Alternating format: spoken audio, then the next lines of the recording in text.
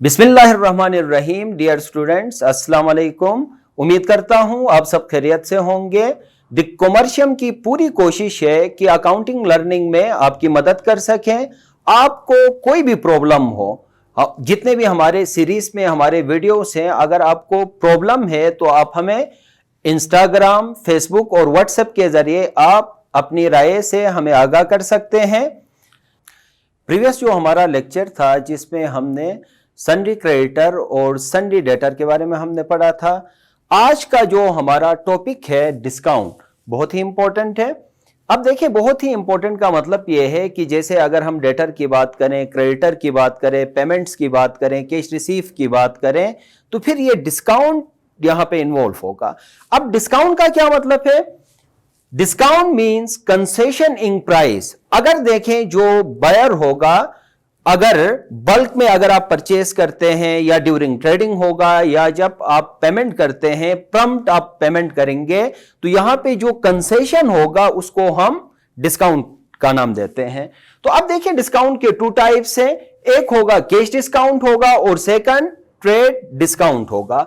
Cash discount का मतलब यह है कि concession given by creditor to the debtor if the amount is paid before the due date. अब अगर देखें, क्रेडिटर जो है, अगर क्रेडिटर को डेटर जो ड्यू डेट होगा, अब यहां पे देखिए ड्यू डेट का क्या मतलब है?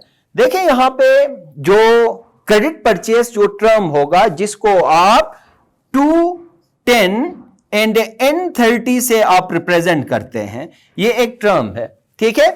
अब 2 का क्या मतलब है?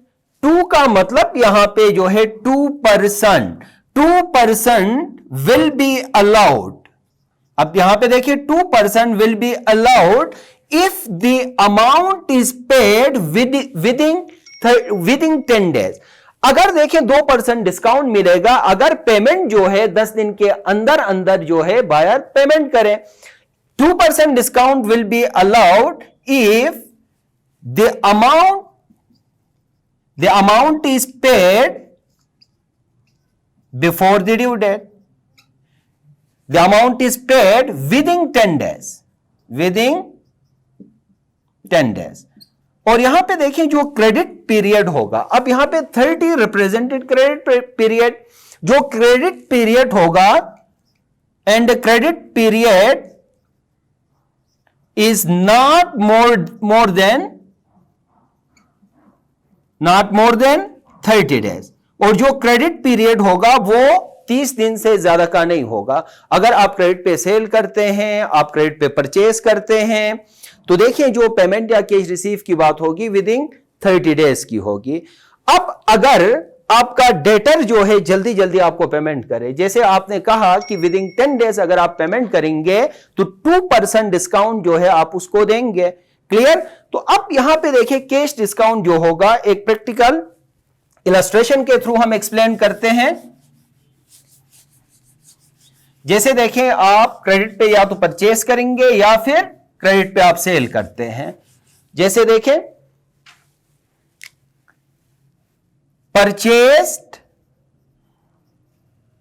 Purchased goods on credit ₹10,000। अब देखिए, सबसे पहले आप परचेजेस को आप रिकॉर्ड करेंगे। जैसे अगर इस ट्रांजैक्शन को हम जर्नल में जब हम रिकॉर्ड करेंगे तो परचेजेस अकाउंट डेबिट होगा, परचेजेस अकाउंट डेबिट। और यहां पे जो है सन्ड्री क्रेडिटर जो है, जो आपका क्रेडिटर होगा, जैसे आपका यहां पे XYZ जो भी हो सकता है, यहां पे कोई भी इंडिविजुअल या ऑर्गेनाइजेशन यहां पे हो सकती है। टू सन्ड्री क्रेडिटर को आपने क्रेडिट किया कितने से? 10,000 से।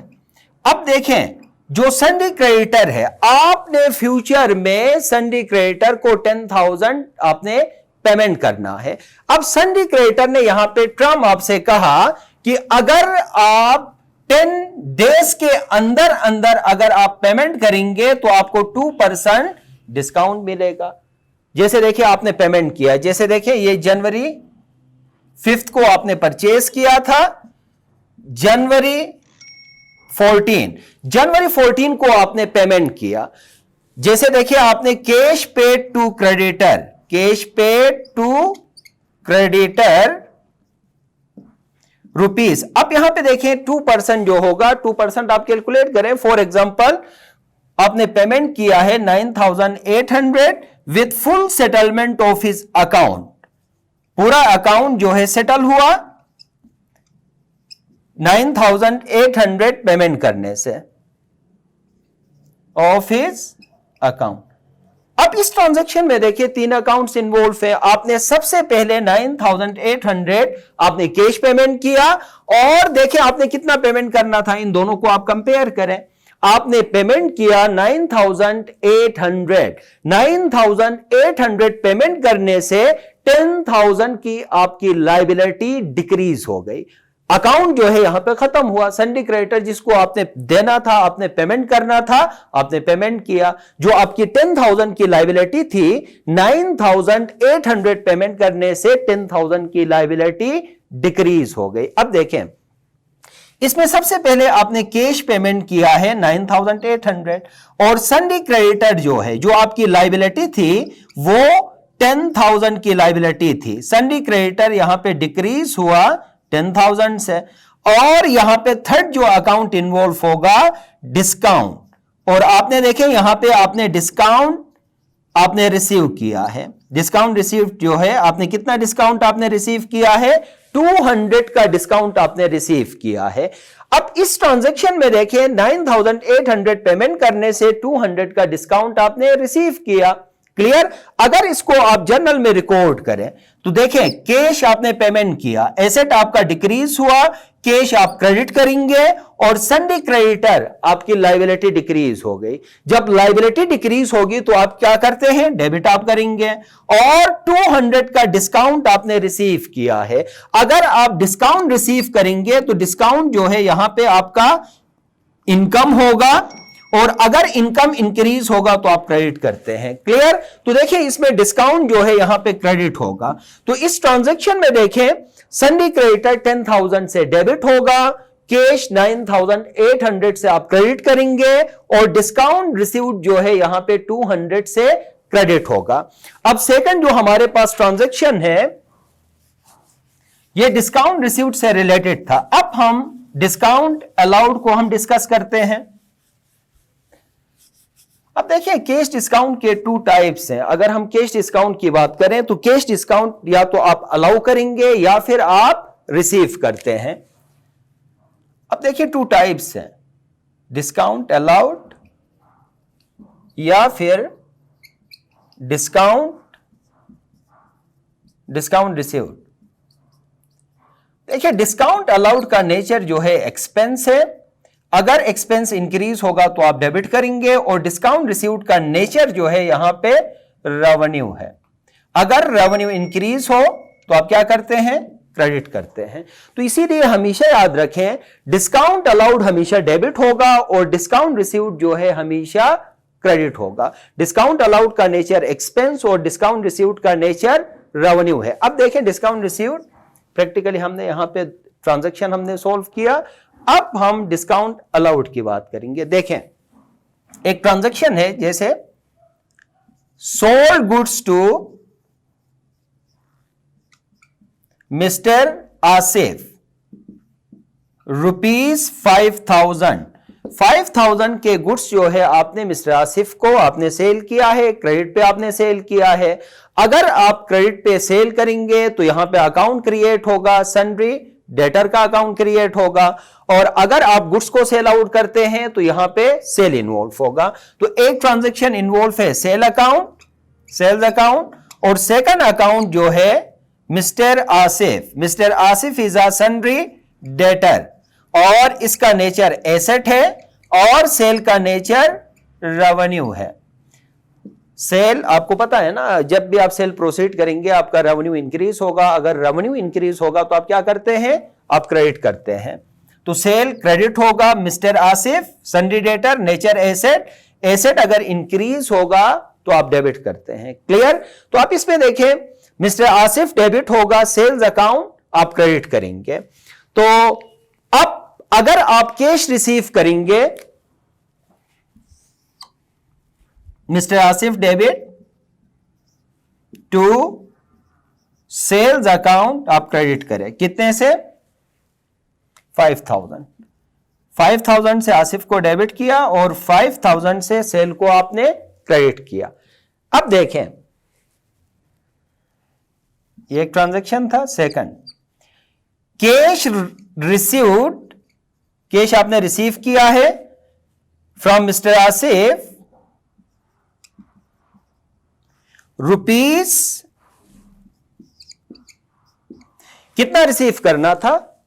5,000 आपने रिसीव करना था, आपने रिसीव किया 4,900। अब देखिए 100 यहां पे आपने कंसेशन आपने दिया है, क्लियर? तो 100 का जो कंसेशन होगा वो आपका डिस्काउंट होगा। Cash received from mister Asif rupees 4,900 and discount, अब देखिए यहां पे आपने खुद दिया है discount, and discount allowed rupees, कितना डिस्काउंट दिया है? 100 का डिस्काउंट दिया है।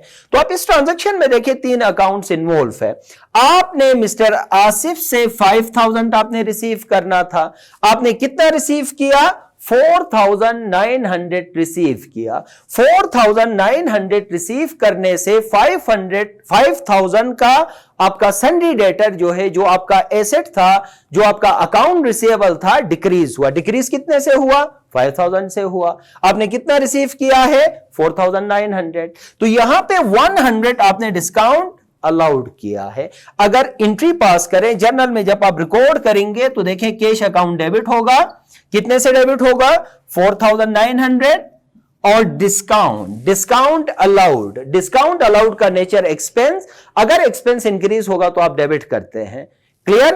तो देखिए यहां पे डिस्काउंट डेबिट होगा, डिस्काउंट अलाउड, या फिर डिस्काउंट भी आप लिख सकते हैं, सिर्फ डिस्काउंट अलाउड अकाउंट 100 और आपका सन्ड्री डेटर मिस्टर आसिफ जो है 5,000 से आप क्रेडिट करेंगे, क्लियर?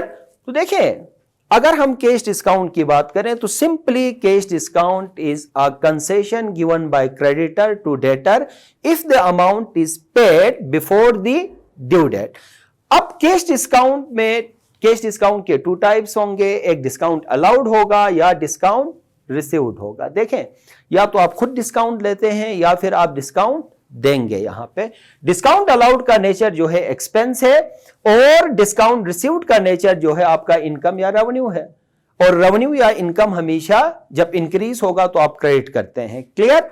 अब सेकंड टाइप हमारे पास ट्रेड डिस्काउंट है। ट्रेड, देखे नाम ही देखे, ट्रेड, ड्यूरिंग ट्रेडिंग जो सेलर होगा वो बायर को जो कंसेशन देता है उसको आप क्या नाम देते हैं?